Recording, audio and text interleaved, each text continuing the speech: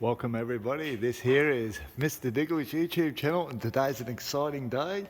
I'm going up in a Tiger Moth, first time I've been in a Tiger Moth, and Herman over here and Conrad, two rubbers, and Conrad's going to be flying the plane, and yeah, this is going to be awesome. There'll probably be a couple of videos that you have to watch after one another. I don't know how to join videos together, so yeah, this is... How old is this plane, Herman? Was it 1939? 1939. 1939. So that's a bit older than me. Not much. So yeah, this is just a quick, nice... And the pilot sits where, Herman? In the back? Yeah, they fly from the back. Yep. And the passenger's in the front. So yeah, this is pretty... Herman, say if I've got to do anything. No, it's just enjoy the experience. Yeah. Look at that. It's taking the covers off here.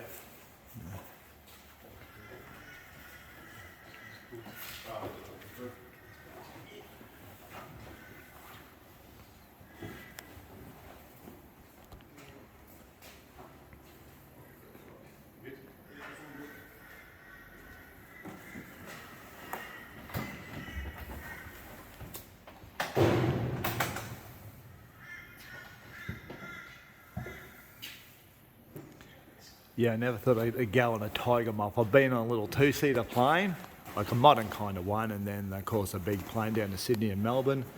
But yeah, this is pretty cool. Go here and have a look. Got this no step there, you don't want to step on that bit there. Plane and just have a look inside. Right. Compass. And up the roll will be up here.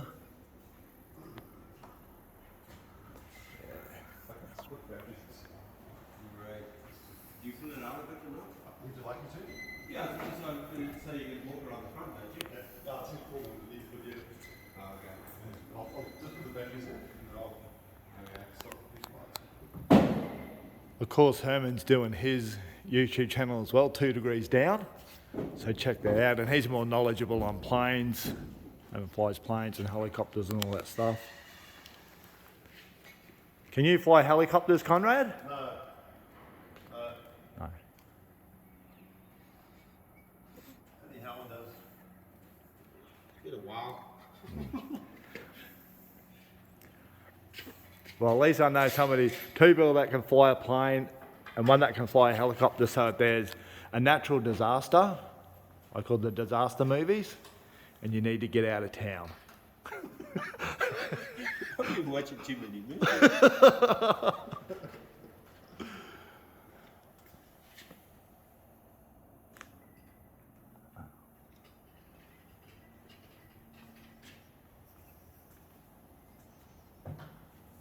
Right, great. Okay. So we're going to do the pre-flight very shortly. Oh, yeah. Yeah, and probably we'll at one point want to come in and look at the inside the cockpit. Okay, yep. Yeah, cool. So this pre-flight you do before every flight, you just don't come in, jump in and zip out.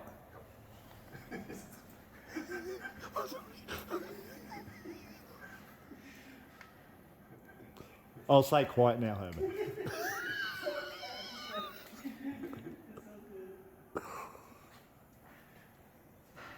Welcome folks, 2 Degrees Down. We're back here at Caboolture. It's a lovely Sunday morning. And we're with Conrad and Tony. They're going to go up in the Tiger Moth. And what we're going to focus on today, we're just going to look basically just on the pre-flight of the Tiger Moth. So for those folks who fly or those who are interested, just a little bit of a overview of what the pilot looks at before they fly. Take it from there.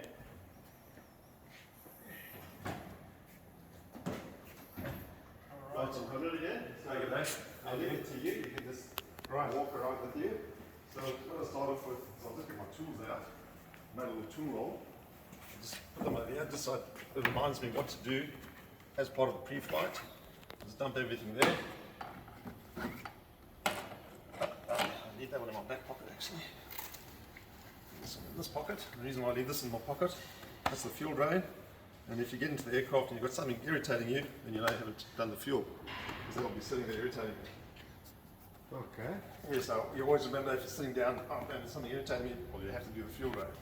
What I normally do, and you can stand this up, I'll show you what I do pre-flight in-cockpit checks. I've connected the batteries over there.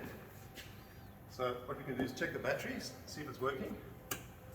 Number 1's working, just look at my radio station, make sure I'm on the correct channels there, and number 2 is working. The main reason is for the radio. The second thing is to pump fuel, which is in the front, up to the top tank if I need that. Start off on the left here. This is what they call the trim. It's not really a true trim. All it is a spring-loaded mechanism that pushes the stick forward or back. It doesn't work on any controls as such. Just on the stick, putting pressure forward or back to make it easier when you fly. Then I'll push this forward, and you'll hear a click coming from the engine. Okay. And then when I bring it back, that click closes the air inlet, which causes hot air to stay in the engine. That's like the carb icing, like an old-fashioned carb icing. So I push forward again. So when you feel that you might have carb icing, which is due to temperature and cold in the air, moisture and cold in the air, at a certain point, it can happen at different points. When you pull it back, which is quite far back, to get carb icing, so your engine's RPM's going to drop, but at least it'll start getting warm air into the carburetor, which hopefully will melt the ice. Like the carb heat. It's carb heat. Carb heat, yeah. So I'll check my controls, and you can look at the controls on that side. I'm going to move them over. So I'm moving to the left. As you can see, it goes initially left, then it goes back up. That was designed by Jeff to handle that, so it doesn't keep going left. Okay. To prevent aileron effect. So you can see on the control, this is what I did to cause that, all the way over to the left. Okay. And to the right now, but that one keeps going all the way. I see. So it's more effective going down than it is going up. Okay. And of course on the other side it'll do the opposite. Then I look at my rudder and my elevator at the back, pulling the stick back, making sure everything's connected nicely, and pushing forward. I can't reach down to the pedal, so I'll check that before we take off. Working from the left, all our mags are off. We set this to the QNH or to the altitude of the airfield. The airfield's 40 feet. So I can set it to 40 feet because that's probably quite accurate at the moment. That's our knots, that's good. Compass, we're going to head off on the south easterly heading for starters. Down to Beachmere. So I'll set that. This is your turn, your slip indicator and your turn indicator. When we turn left, that one goes out. We've got to keep that one in the middle the whole time. That's our slip indicator. So if it goes that way, I have to give left rudder. If it goes that way, I have to give right rudder. It's like the newer balls that you try and keep a ball in the middle. There's an inclinometer over here. We don't really use it, but you can if you're doing instrument flying. That gives us if we're going up or down. As you can see, the aircraft sitting, so it looks like we are going up at the moment. That blue will come down to 0 if we're flying in horizontal flight. So this is like a primitive instrument that you can use for instrument flying. There's our RPM gauge over there, and there's our oil pressure gauge over there. Don't have temperature or anything like that. Just these are the slots, lever, push it forward and back, which is unlocked for takeoff and for landing. And on the top there in the front, you can see on the right and left, but there we look at the right, you see those little half moon shapes there? Yeah. That causes the slots to come out. And I'll show it to you. They pop out in flight. If you get too slow, so it prevents the stall.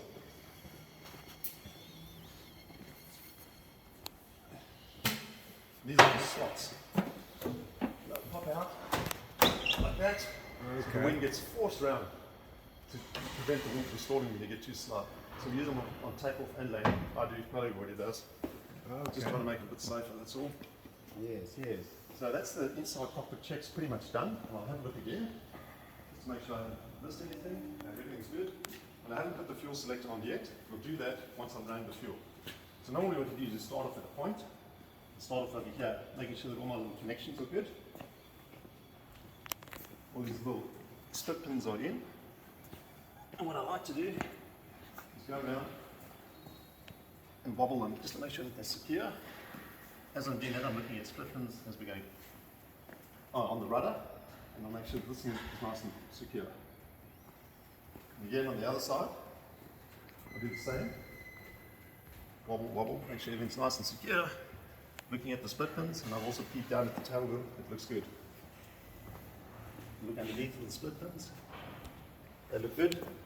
Make sure that these, well, I don't know what they're called, but these struts over here are good.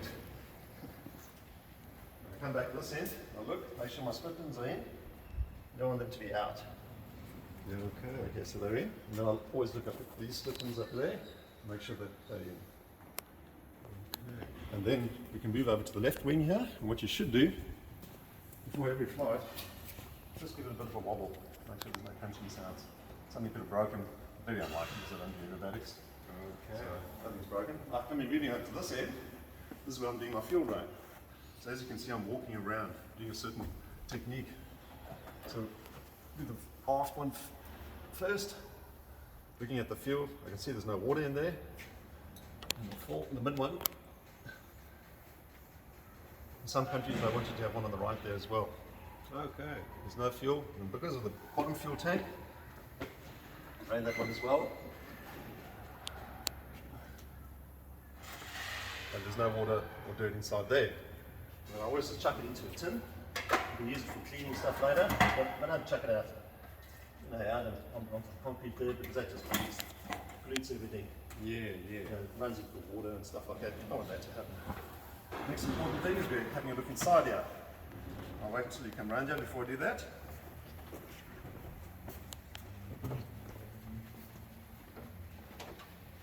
Opening up the cowl. Make it life easy, I'll just latch that down. This one doesn't have a little safety pin holding it there. So, and then you'll see it on the other side. So I've checked that this is the distributor which gives a spark to the engine. I'll make sure all these are tight. I'll make sure that this is not loose. Next, we give this a bit of a wobble. That's connected to our throttle linkage. Make sure that's secure, that it doesn't snap. And you've got your gasculator, which is this, catches all the dirt. We can't check that. We check it at every 25, 50 hours to make sure that there's no dirt inside the fuel. Very important before every flight. Check how much oil we've got. As I lift it up, I know where the point is. I can see it, it's there, that's the halfway mark. You keep it like a thumb or two above there, just depending, whatever you want. And I'm going to put some oil inside there. Now you're going to top on it. I'm going to top up with some oil. Okay. Take it 2 seconds. So you know how cars you're doing on how many Ks? Yeah. Planes is how many hours? Is it? Basic, yeah, before each flight. For each flight, Yeah, yeah. you know, because you can vary between different hours. But you know, usually like Conrad would have a idea of average burn per hour. And if he's been up 4 hours, then you'll know you have to top it up. It's been a while since I've flown a Tiger Moth, so I can't remember how much burn, but they do use quite a bit of oil. Yeah, they can. You can use up to some 200 mils. That's an extremely good one. But they can even use up to 1 litre of oil per hour, Okay. which is phenomenal. But they designed these things in the old days when there was enough oil and enough everything.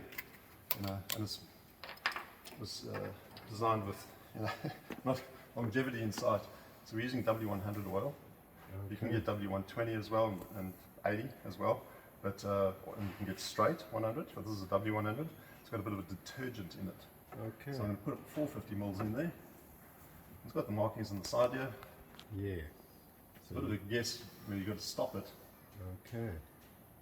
That's almost half.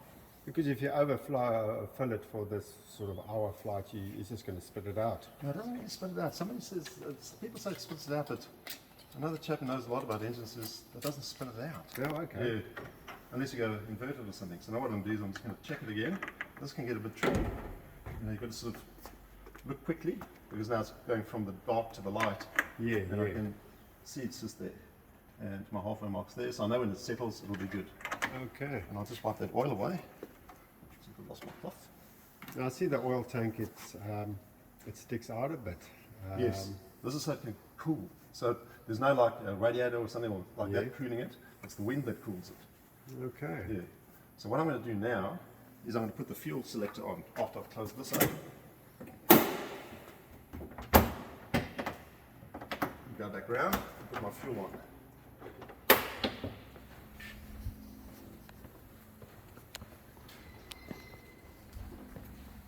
What all is this little red, look inside on the left, there's a little red knob, which I have to push forward, right on the left there. Okay, yep. And it clicks in onto like a little gate, so it doesn't vibrate backwards in flight. If it does, your fuel will switch off. You see that little red knob inside there? Oh, yes, yeah. I'm going to push that forward and click it in. And then I'll And I heard that was a mod they did after some years. Or, Yes. They found that. Well, what was happening is when the Tiger Moths first came here, they came with throttle and mixture. Oh, yes. And the people were pulling back the mixture, or they thought they were pulling back the mixture, and they're actually pulling the fuel selector off. Okay. So they're taking almost all the mixtures off in Australian Tiger Moths, and there are still some flying with them. So now, because there's no mixture, there's only one thing you'll be doing, but that model's already introduced to lock it, but it does vibrate backwards. Yeah. You know, if that lock is not working, it will vibrate backwards, which could shut off the fuel or start to starve the engine. So what we'll do now is move to the front. What I do is I look down in the front here, make sure that the spark plugs are connected to the distributor cables. Yeah, and they've all been locked wire. So they've all got a little wire on them, so they've been locked. And I feel the leading edge of the propeller, make sure it's nice and smooth. Noting that the magnetors were still off when you touch it, because you've got to pretend that these things are live the whole time.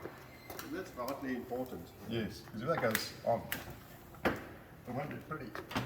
So the next thing you do is open the right hand side. As you see, this one's got a little safety pin holding it. The reason being is you don't want that to fall out in flight and lock into some of your cables and whatever so like your the throttle is working onto the carburetor here. You don't want that to lock there and interrupt it in flight. So the first thing I do is give the oil filter a turn, 8 turns. Okay. Yeah, so this is what they call an auto clean oil filter. So you just lock it in. It cleans itself. So 1, 2, do it 8 times. And do you do that before every flight? Yes. Oh, okay. And that cleans the oil filter. And then at every annual, wherever the dirt goes in, that gets cleaned out. Again, I'm checking those 5 connections of the distributor, making sure that the cap is on. Checking my throttle linkages are all secure. Making sure my carburetor is secure, and then the tailpipes are secure. And as you can see, all the spark plugs have been lock wired in, and there's dual spark plugs, 2 distributors, left and right, so dual spark plugs. Okay, now we go out and make sure our fuel is good, that we've got fuel, and that the cap's not loose. The fuel cap is not loose. If the fuel cap's loose, it could suck out fuel, but it'll only get to a certain point, and then it'll stop sucking out fuel because the pressure's not high enough. So you should never really run out of fuel if you lose your fuel cap. But You might get a bit of a spray, won't you? you get a spray, but eventually it'll stop sucking because you need like a super force to suck it. And once the fuel gets to a certain level in this fuel tank, it's not going to suck it out because the force is not strong enough. Luke is not involved. Okay, there you go. So it's a bit of a. I'm taking this cap off and I'm having a peek inside. Yep, I can see the fuel still full. Okay. And I have a fuel indicator at the back, and I'll show it to you when we get round.